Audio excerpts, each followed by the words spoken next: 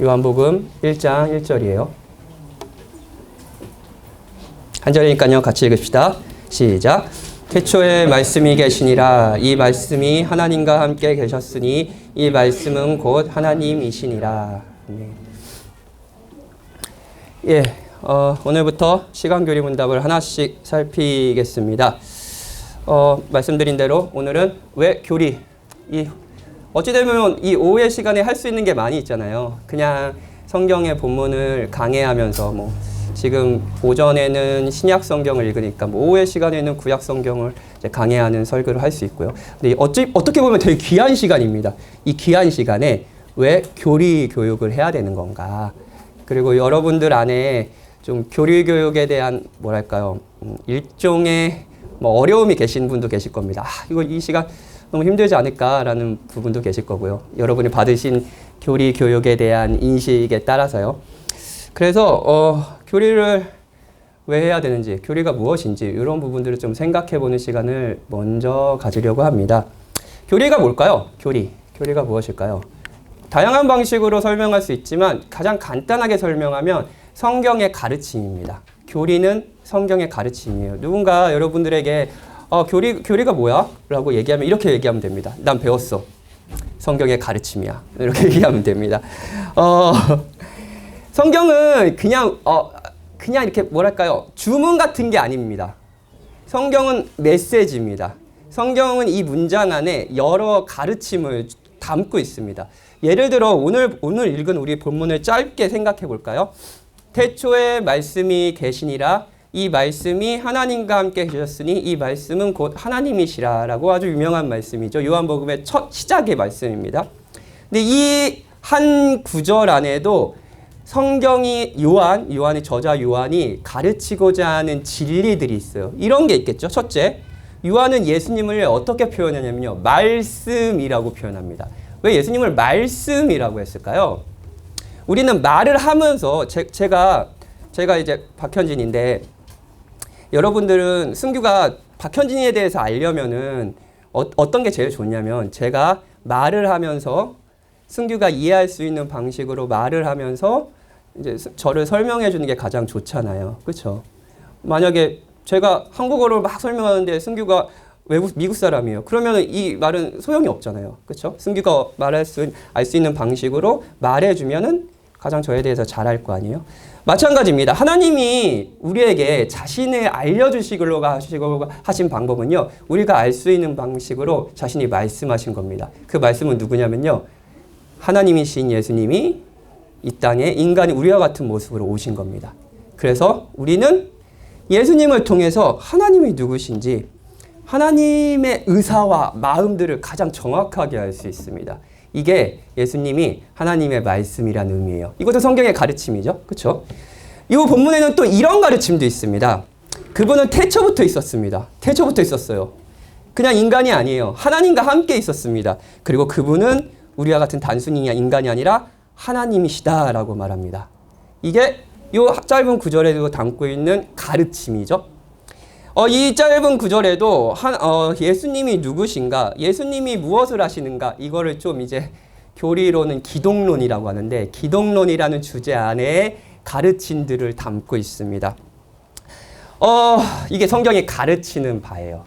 우리는 그냥 말씀을 읽을 때 그 말씀에서 성경이 가르치는 바들을 그냥 읽지 말고 가르치는 바가 무엇인지 정확히 파악할 필요가 있습니다. 그걸 주제별로 묶어놓은 걸 뭐라고 얘기하냐면요. 교리라고 합니다. 그래서 이 교리에서는 하나님이 어떤 분이신가? 그리고 성경은 나를 누구라 하는가? 성경은 죄를 무엇이라 하는가? 죄의 결과는 오늘 오전 설교에 하면 성경은 선이란 무엇이라고 하는가? 그리고 죄의 결과는 무엇이고 인간은 어떤 상태에 빠졌는가? 그리스도는 누구신가? 인간은 어떻게 구원을 받는가? 구원받는 사람들은 어떤 하나님의 돌봄을 받는가? 어떻게 살아야 된가? 그리고 이 땅을 살아가는 그리스도, 인간들의 가장 궁극적인 소망은 무엇인가? 라는 것이 성경 66권에 계속해서 등장합니다. 이런 가르침들이요. 그리고 이런 가르침들을 묶어놓은 것이 교리라고 할 수 있습니다. 그럼 그래서 교리를 배우려고 하는 거예요. 성경의 가르침을요. 근데 이거를 또 저희는요, 이게 저희가 원래 했던 게 소요리 문답이잖아요. 근데 시광교리 문답도 형태는 묻고 답하는 형식을 가지고 있습니다. 왜 이제 그냥 가르치지 않고 묻고 답하는 질문의 형식을 갖느냐면요. 이런 거예요. 기독교가 기본적으로 여러분들이 가지고 있는 뭐 어떤 회의와 기독교 진리에 대한 회의와 의심을 무시하지 않는다는 겁니다. 예. 기독교는 뭐 질문하지 않고 무조건 믿어라고 맹종을 얘기하지 않고요. 여러분이 언제든지 이 성경의 가르침에 대해 질문이 생기실 수 있고 여러분들 살면서 살아가면서 하나님에 대한 의문이 생길 수 있고 정말 신이 존재하는가 뭐 이런 의문도 생길 수 있어요. 그런 의문의 형태를 질문으로 하고요. 그걸 성경의 가르침으로 답변하는 거죠. 이 문답의 형식을 띠는 것은 성경이 여러분들의 의심과 회의를 무시하지 않는다는 거고 오히려 그 의심과 회의를 통해서 우리는 더욱더 큰 확신으로 나아갈 수 있다는 것을 전제합니다. 그래서 저는 이 시간에 여러분들이 많은 여러분들의 신앙을 다시 점검하고 내가 믿는 바가 무엇인지 정말로 내가 믿는 바가 성경에 기록되어 있는 진리인지 이런 것들을 묻고 답하고 하는 형식이 되었으면 좋겠습니다. 이게 성경의 가르침을 계속해서 듣는 거예요. 좋아요. 이제 성경의 가르침이 이런 거고 이게 문답의 형식으로 하는 이유를 아시겠죠? 근데 여기까지 들으면 뭐 이런 질문을 하시는 분이 계실지 모르겠어요. 교리, 성경의 가르침 좋아요. 들을 수 있죠? 근데 이걸 꼭 배워야 하는가? 예, 뭐 교리라는 것이 막 여러분 신앙생활하면서 혹시 이런 말 들어보세요? 교리 막 배웠더니 그 사람은 머리만 커지지 막 다른 사람들 막 판단하고 막 정죄하고 막 오히려 막 교회가 더 뭐 이렇게 사랑이 없어지더라 막 이런 얘기 들어보셨어요? 예. 그냥 성경 본문 구약 성경 신약 성경 이렇게 그냥 쭉 강의하고 설교하면 되지 그거 가지고 막 교리 이렇게 만들어 가지고 이렇게 설교하면 안 된다라는 얘기 들으셨어요? 그런 얘기 많이 들으셨을 거예요. 물론 이제 제가 이 질문에 대해 여러분이 가지는 이 질문에 대해 여러 답변을 할 수 있겠지만 뭐 이렇게 말씀드릴 수 있을 것 같아요. 교리 교육 이 오후의 시간에 여러분이 참여한다고 해서 여러분이 반드시 바른 신앙으로 그리고 오늘 오전 말씀에 의하면 여러분이 성령 하나님께서 빚어내시는 여러 아름다운 성품으로 여러분들이 살아간다는 것으로 바로 이어진다는 것을 의미하지는 않습니다. 뭐 개인적인 얘기를 할게요. 저 원래 교만한 사람이에요. 다들 아닙니다라는 고개를 끄덕이지 않으시고 여기서 이렇게 아무 대답이 없으시면 제가 되게 난처해지는데 아무 대답이 없을 줄 알았어요. 예, 좀 교만한 사람입니다. 근데 제가 쭉 돌아봤을 때 제 인생에서 지금도 역시 교만하지만 왜 불을 꺼주신 건가요? 교만하시군요. 예, 언제 제일 교만했는가라는 것 지금도 교만하지만 교만한가 생각해보면 언제냐면요. 튤립에 대한 확신이 들었을 때였습니다. 튤립은 이제 일명 여러분이 예정론이라고 부르기도 하고 저는 은혜교리라고 부르기를 좋아하는데 예, 구원에 있어서 하나님의 주권을 강조하는 신학이죠. 이거를 받아들인 거예요. 이게 진짜인 것 같은 거예요. 성경이 말하는 바가 이걸로 다 읽혀지는 거예요.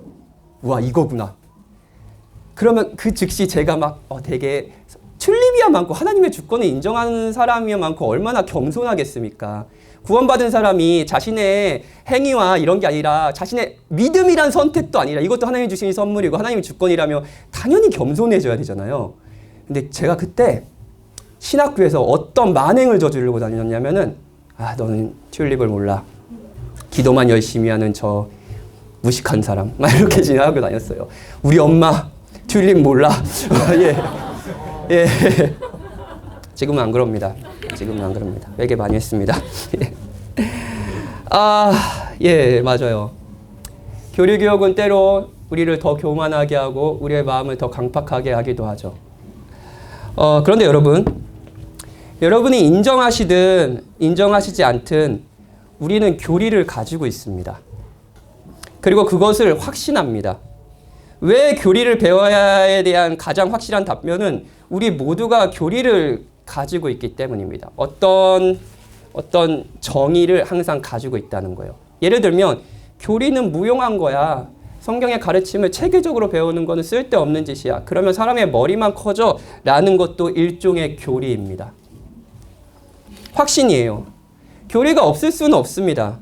문제는 우리가 어떤 사실에 대해 갖고 있는 확신이 정말 잘 점검된 것인지 어떤 근거에서 이런 확신을 갖고 있는 것인지, 얼마나 합리적이고 또 성경적인지를 살펴보아야 된다라는 거예요. 그래서 우리는 교리 교육이 필요하다는 거죠.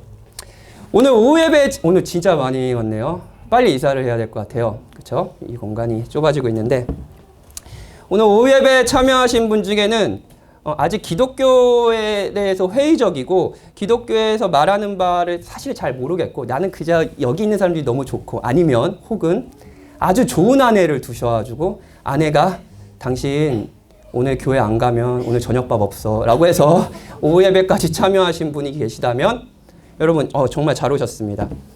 정말 여러분들이 여기에서 타인이 아니고 여러분들도 우리와 함께 한 형제이고 함께 공동체를 이룰 수 있는 사람이라는 걸 기록하셨으면 좋겠어요. 이런 분들 중에는 혹시라도 이런 생각을 하시는 분들이 계실지 모르겠습니다. 기독교인들은 위선적이고 나쁘다. 그러니 기독교인들이 믿는 바는 사실일 리가 없다. 이것도 일종의 정의죠. 그렇죠?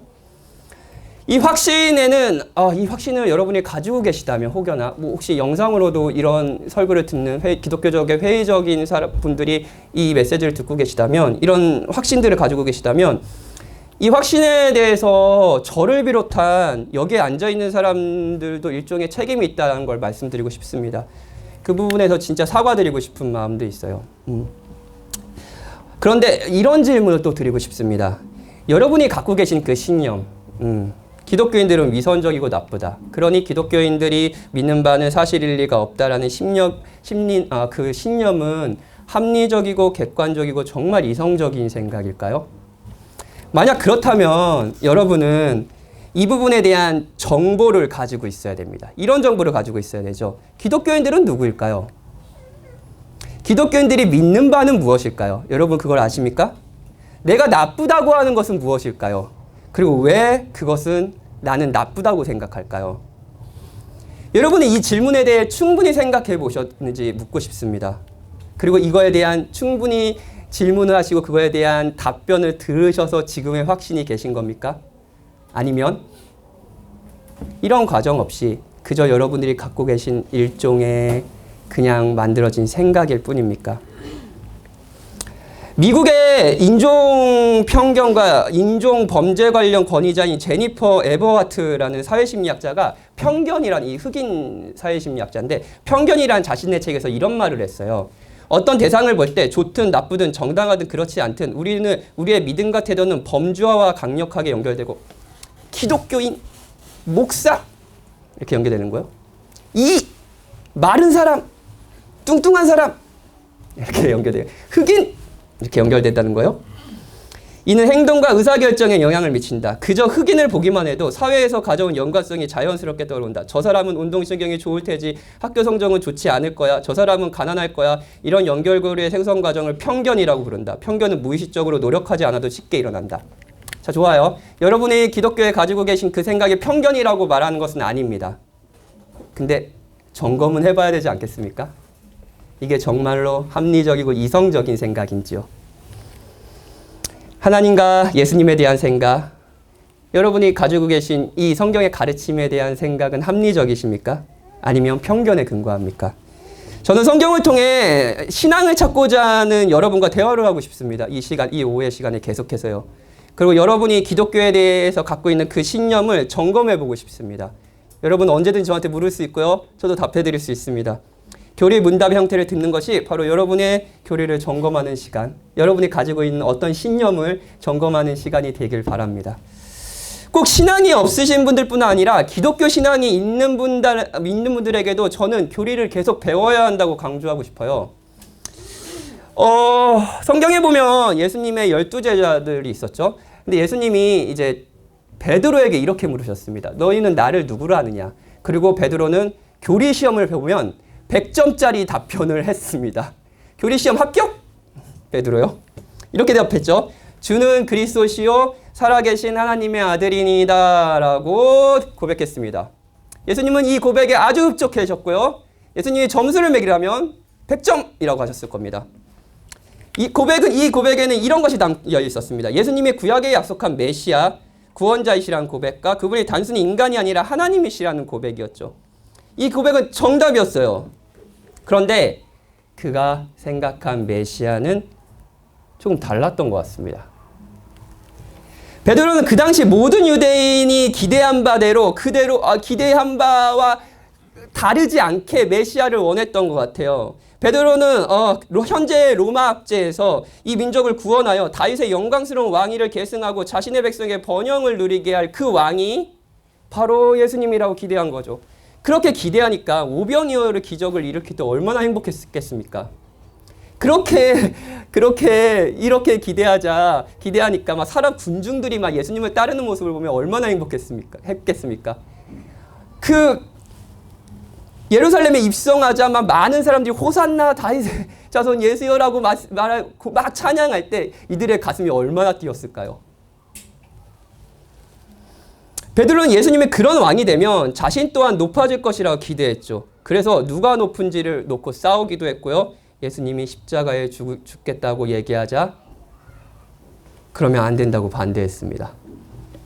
그리고 십자가에 죽으신 예수님을 3번이나 배반했죠. 이 모든 행동도 베드로가 가진 교리의 결과였습니다. 그는 예수님이 그리스도라고 확신했지만 그 그리스도가 단순히 로마 압제에서 자신을 구원할 정도가 아니라 범죄하여 영원히 하나님의 진노를 받아야 할 자신에게 영원한 생명을 주시는 구원자시라는 것. 그래서 그리스도는 베드로를 죄 없다 하시기에 베드로의 죄가 되어 죽으시고 의롭다 하시기에 부활하셨다라는 것을 확신하지 못했습니다. 그런 교리는 갖고 있지 않았습니다. 교리의 부재죠. 여러분에게 교리가 있을 겁니다. 신자든 불신자든요. 우리는 어떤 확신을 가지고 삽니다. 문제는 그것이 우리가 충분히 묻고 점검하면서 갖게 된 결론인지, 그래서 합리적인지 우리가 모르는 채 그냥 이건 맞아라고 생각하는 경향이 있다는 거예요. 그래서 이런 시간이 필요합니다. 우리는 정말 잘 믿고 있는 걸까요? 우리가 바라보고 믿는다고 하시는 하나님은 정말로 살아계신 그 하나님일까요? 베드로처럼 그냥 나의 기대와 나의 욕심이 투영된 하나님은 아닐까요? 우리는 정말 잘 믿고 있는 걸까요? 교리가 이거는 그냥 교회에서 가르치는 거지 실제 삶과는 연관이 없다고 생각하시는 분들이 계실지 모르겠어요. 이거는 현실의 삶과는 좀 거리가 떨어진 거야 라고 생각하시는 분이 계실지 모르겠습니다. 그래서 제가 재미난 예화를 하나, 재미있었으면 좋겠는데 예화를 하나 알려드릴게요. 박이한 등장이에요.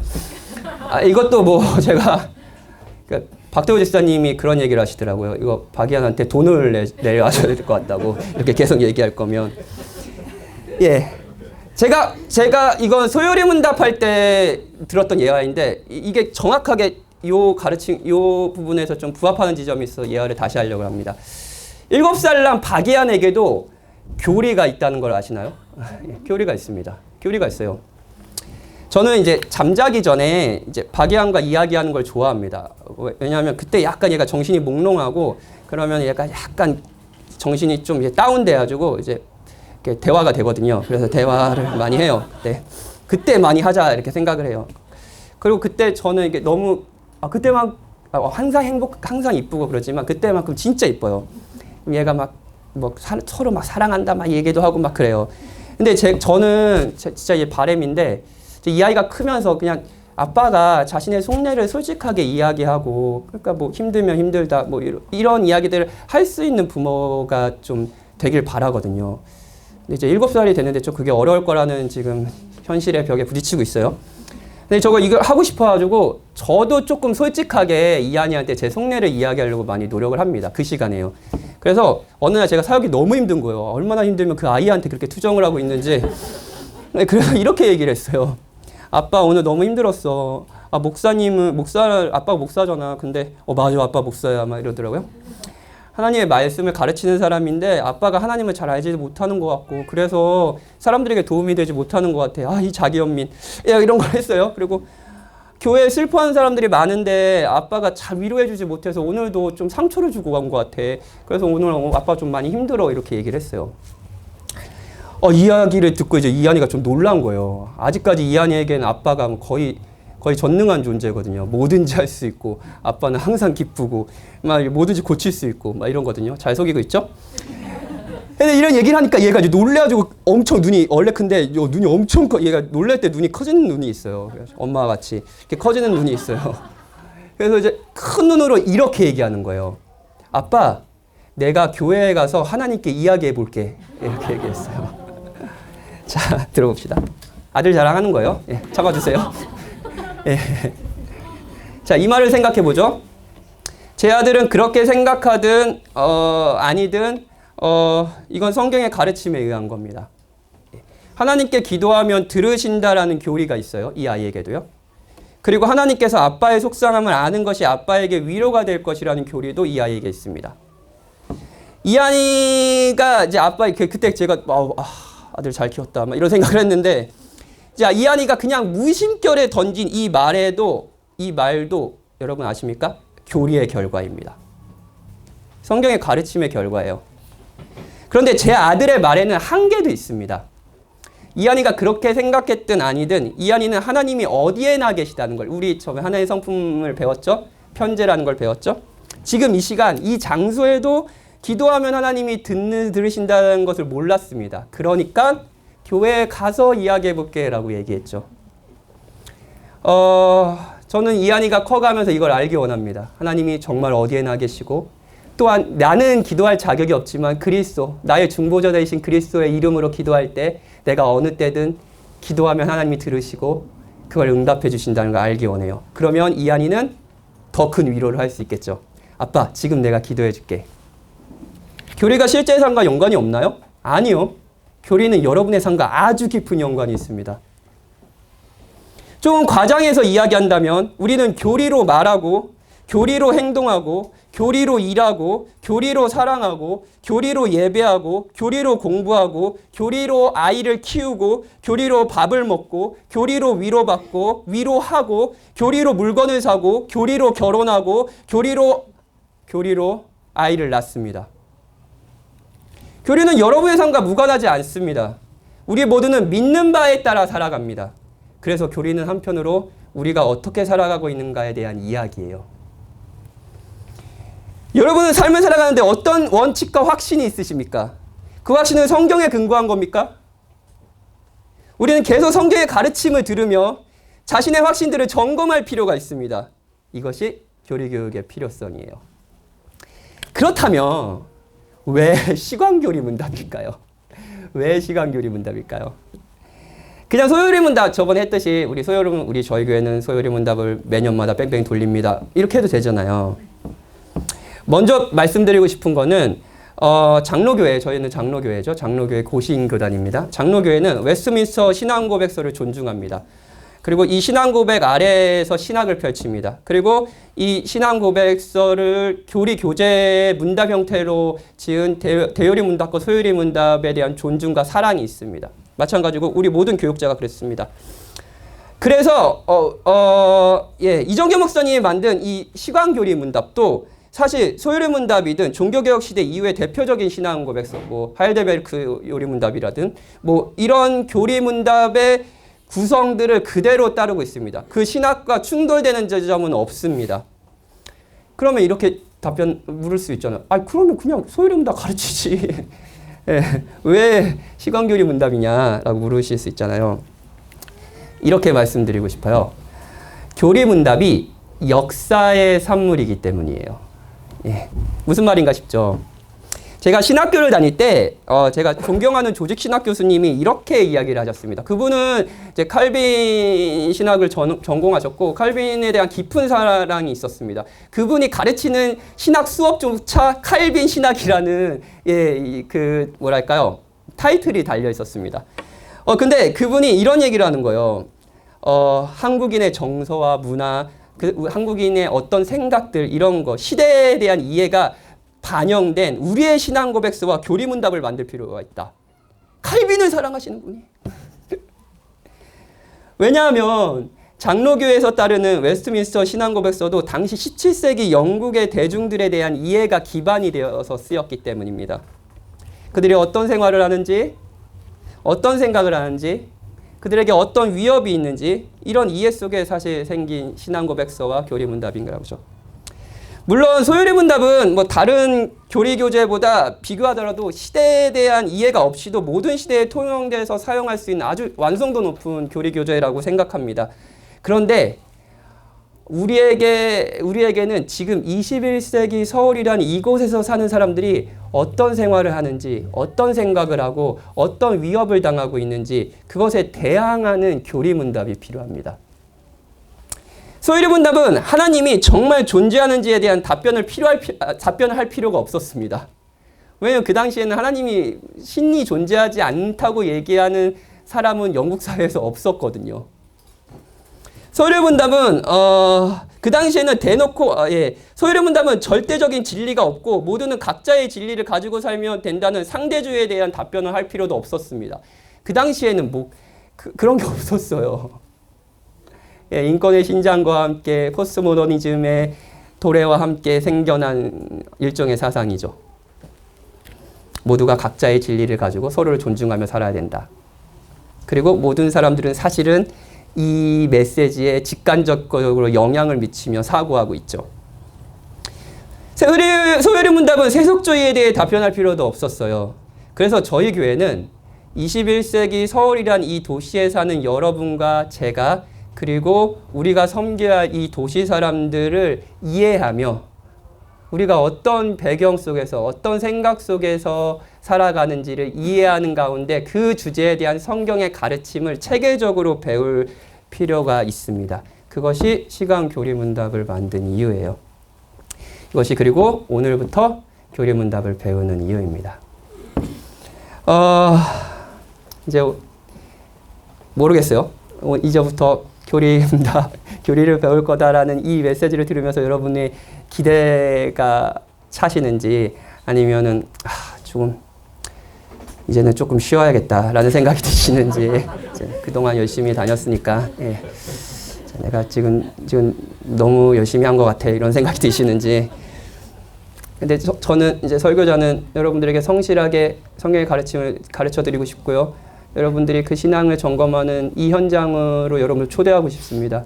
무엇보다도 주님이 여러분들을 그렇게 섬기길 원하신다는 걸 알고 계십니까? 주님은 정말 여러분들에게 자신을 알리고 싶어 하십니다. 정말로요, 정말이에요. 그걸 어디서 가장 확실히 알 수 있는지 아세요? 그걸 오늘 본문에서 가장 확실히 알 수 있습니다. 2000년 전의 세상에도 지금의 우리의 세상과 마찬가지로 하나님이 존재하지 않는다라고 생각하는 사람들도 있었을 거고요. 아니, 그 당시에는 신이 없다라고 생각하는 사람은 없겠지만 그 하나님이 다른 하나님이라고 생각하는 사람들, 수많은 우상 숭배를 하는 사람들이 있었죠. 그리고 동시에 하나님을 섬긴다고 하고 있지만 성경에 기록된 진짜 존재하시는 하나님을 섬기지 않는 유대인들도 있었습니다. 그들에겐 교리가 없었습니다. 교리를 가지고 있다고 하지만 그 교리는 구원받지 못할 잘못된 교리, 공동체를 살리고 자신을 살리는 교리가 아니라 공동체와 자신을 죽이는 지옥으로 만드는 교리들이었습니다. 그것이 가장 대표적인 게 바리새인들이었죠. 자, 그런 세상이었어요. 근데 그런 세상에서 하나님은 하나님 자신을 알지 못하는 그들을 그냥 놔두지 않았습니다. 자신을 알리시길 원하셨습니다. 그래서 하신 일이 무엇인가요?